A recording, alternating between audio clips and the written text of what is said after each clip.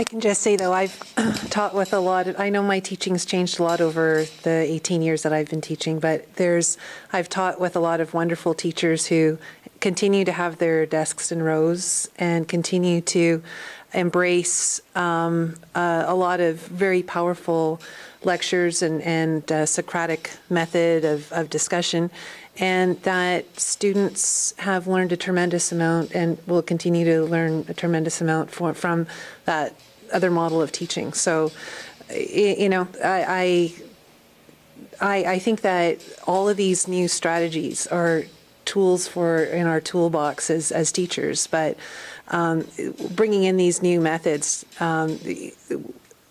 as a social studies 11 teacher, we have a provincial exam, but we have increasingly moved to employing a lot of looking at historical thinking instead of over-lecturing, where students are working with historical documents directly and doing these new types of thinking. But, you know, do I still lecture sometimes? Yes, I do. It depends on the topic. And I think that sort of balance of selecting what from the new methodology and the new pedagogy is the best for our students, and from our own strengths. You know, some of the traditional methods I don't think should be thrown out, the baby with the bathwater too, because it's what our own strengths as educators are, as well as the particular needs of the kids in our classroom, some of them who really get a lot out of a good lecture.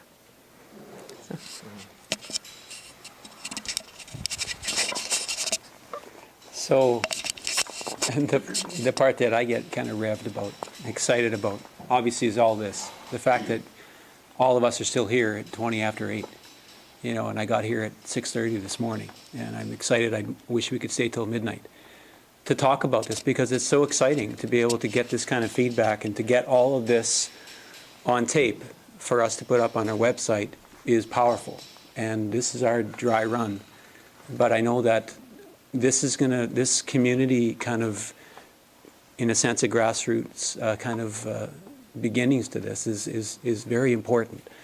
One of the things that I think you're talking about, what about the teachers that don't want to move along that way? Well, here's the thing. All the research says that we need to deal with that beep. I'm not sure what that is, but I don't think anything's exploding. All the research says that we, in fact, have to change our practice to more accurately reflect how students learn. It's based on contemporary research, but it's also based on some old models, Montessori models. I'm an art teacher. I think everything should be embedded at the core. Should be some kind of art project. But I also recognize, as a parent, also of a blended family, where I have an autistic son who graduated from Dover, who actually left Dover with a school leaving certificate, and a daughter who had many troubles here at school as an FASD, a foster kid. And also knowing that I had 2 other kids who, in fact, were, you know, scholars here at Dover as well, and did very well.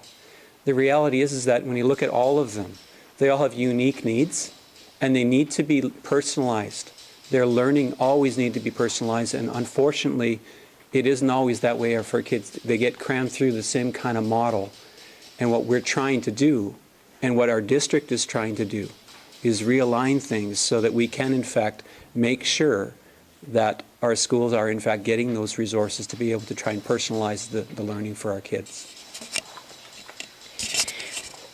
Somebody at one of the presentations that we've seen this year made the analogy to, here's the question some of you must be wondering.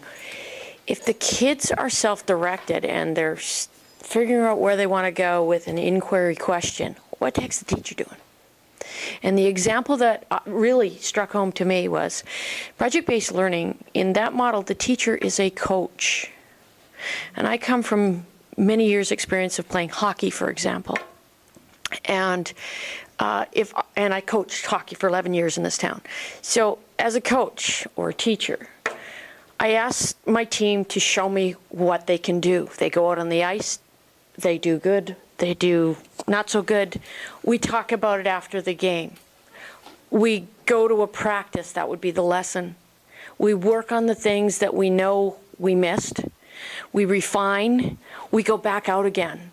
We come back, we refine, we go back out again. So the teacher's role is as a coach and a facilitator of learning. You know what? I would like to say thank you all, because I think that sometimes we have to close the conversation, but we do want to continue with it. Something was put on their tables, Margaret. Those are just the questions that the North Peace delegation came down and presented to left with us to think about. It tied in a little better with the end of the video, but it didn't work, so we just wanted you to have it, because they're just good questions to reflect on. I'm going to close the evening except for one comment from our Assistant Superintendent, Chris Southwick. There is food, though, so when she completes her comment, you take some food on your way out, and feel free. I know that our goal will be that we will be presenting to some our feeder schools, our family of schools, probably the grade 6 parents. So some of you who might be in the room who are in the grade 6 level, we, certainly preempt our conversation perhaps with some of your community members and the parents that you know, because we would like to be sharing what we're thinking for 2014 and get their feedback. Okay. Thanks, Robin.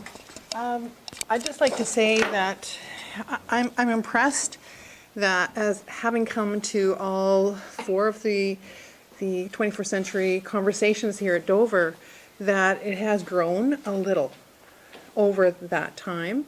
And I'm impressed too that you've been open and trying to encourage community, because I think that's the strength here, certainly of people that have spoken tonight and have questioned and have had the courage to come forward.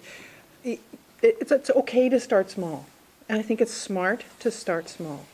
And I just encourage you to keep on and to have the courage to ask those great questions and to utilize the community as much as you can. You can see that even though we don't have a large contingent of people from the community, they're powerful and have a lot to offer. And also to explore the seniors community, because I think there's a lot of people in this community who we could be tapping into that we haven't yet explored. So, I know that you're, looking at the past and some of the really excellent things that have happened in the past is a good idea.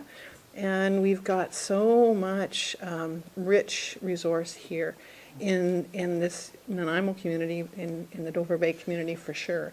But stay connected, stay strong, and it's great that you're collaborating, and really encourage you to continue to collaborate with the community and ask those questions. It's great. Well done, you guys. Your bravery is good. And it was great to see with the High Tech High, there was a lot of elementary examples in that. And I know that they've reached out, to the elementary community in the San Diego area, and they're sort of bringing those folks along too. So, yeah, good practice. Thank you. Have a great night, everyone.